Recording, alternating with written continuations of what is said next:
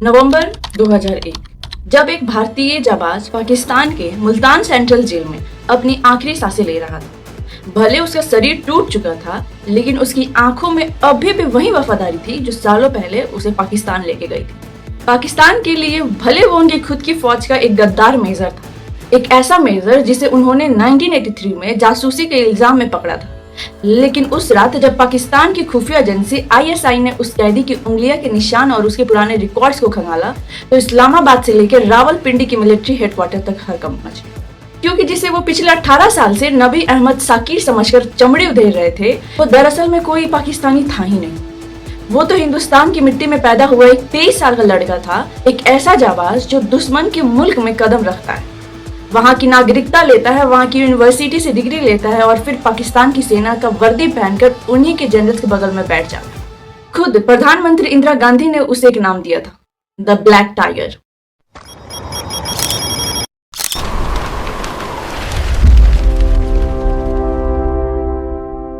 ये कहानी शुरू होती है 11 अप्रैल 1952 को। राजस्थान के श्रीगंगानगर में एक मिडिल क्लास फैमिली में एक लड़का पैदा होता है, रविंद्र कौशिक।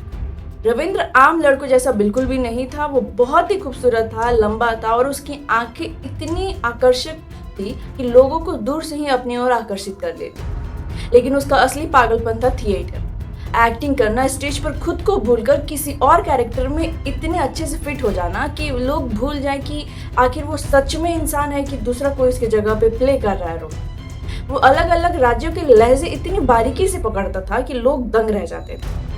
1975 लखनऊ में एक राष्ट्रीय स्तर का थिएटर फेस्टिवल चल रहा था। 23 साल का रविंद्र स्टेज पर देशभक्ति में एक नाटक कर रहा था। ऐसे चीनी जासूस का किरदार निभा रहा था जो पकड़ा जाता है, लेकिन अपने देश का राज कभी नहीं उगलता। रविंद्र की एक्टिंग इतनी जीवित थी कि हॉल में बैठा हर शख्स अपनी सीट से उठ खड़ा हुआ। लेकिन रविंद्र को नहीं पता था कि उस हॉल की आखिरी कतार में कुछ ऐसी आंखें बैठी है जो आम दर्शकों की नहीं।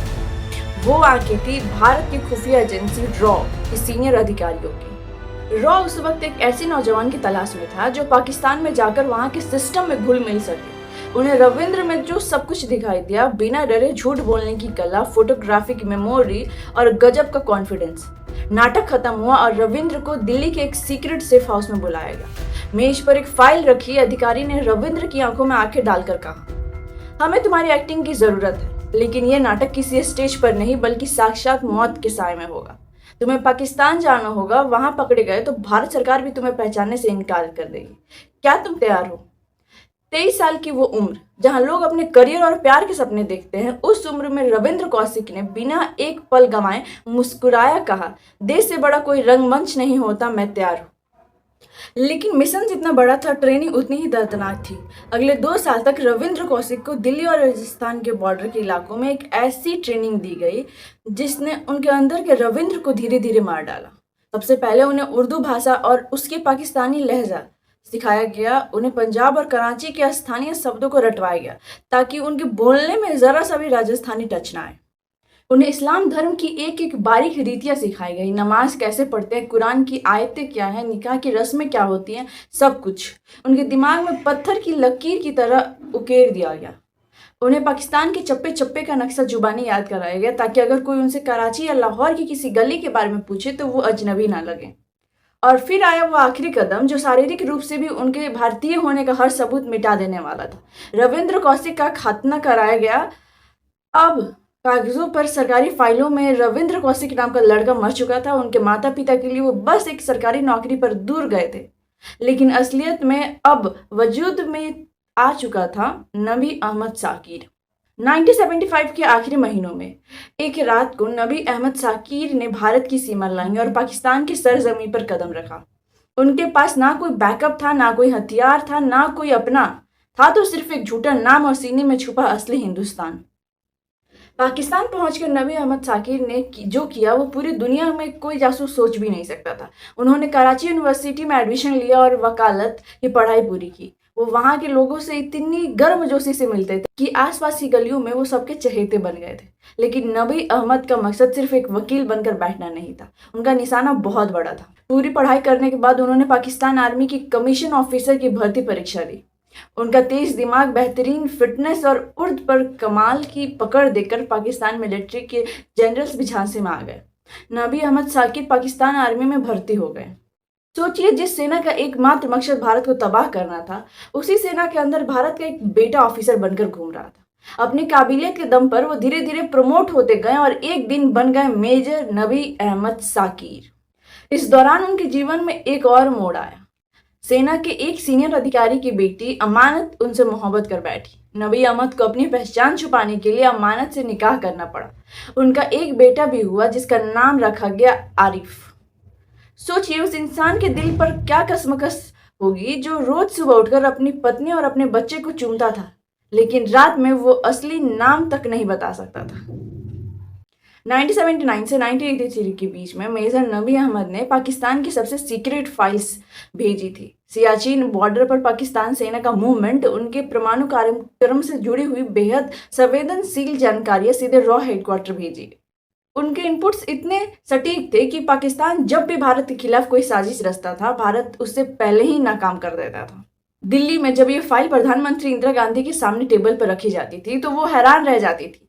इस जाबाज की किसी अदम्य बहादुरी को देखकर इंदिरा गांधी ने उसे एक सीक्रेट कोड नेम दिया था, द ब्लैक टाइगर। एक ऐसा शेर जो दुश्मन के इलाकों में अकेला शिकार करता था।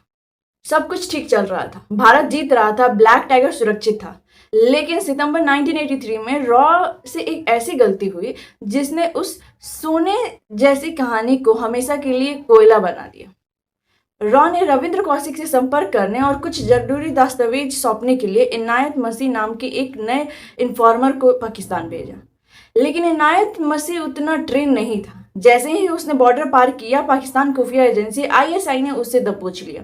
आईएसआई के टॉर्चर सेल में इनायत मसीह को इतनी बुरी तरह पीटा गया कि वो टूट गया। तड़पते हुए उसने वो नाम उगल दिया जो आईएसआई के इतिहास में सबसे बड़ा शौक था। उसने कहा, मैं यहाँ पाकिस्तान आर्मी के मेजर नबी अहमद साकिर से मिलने आया हूँ। वो भारत का जासूस है। पाकिस्तान जनरल्स के पैरों तले जमीन खिसक गई और आनन फानन में उन्होंने एक ऑपरेशन शुरू किया। मेजर नबी अहमद को पार्क में इनायत मसीह से मिलना था। रविंद्र जैसे ही वहां पहुंचे, चारों तरफ से आईएसआई के कमांडो ने उन्हें घेर लिया। एक सेकंड में मेजर नबी अहमद साकिर का नकाब उतर गया और सामने खड़ा था हिंदुस्तान का बेटा रविंद्र कौशिक। उन्हें सियालकोट की एक मिलिट्री जेल की भूमिगत टॉर्चर रूम में डाल दिया गया। अगले 2 साल तक रविंद्र कौशिक को जो यातनाएं दी गई, उन्हें अगर शब्दों में बयां किया जाए तो सुनने वाले की रूह कांप जाएगी। उनकी उंगलियों के नाखून उधेड़ दिए गए। हफ्तों तक उन्हें भूखा और नंगा रखकर बर्फ की सिल्लियों पे सुलाया गया। करंट के झटके दिए गए। पाकिस्तान ऑफिसर बस एक ही बात सुनना चाहते थे कि भारत के और कौन से जासूस पाकिस्तान में छुपे हुए हैं।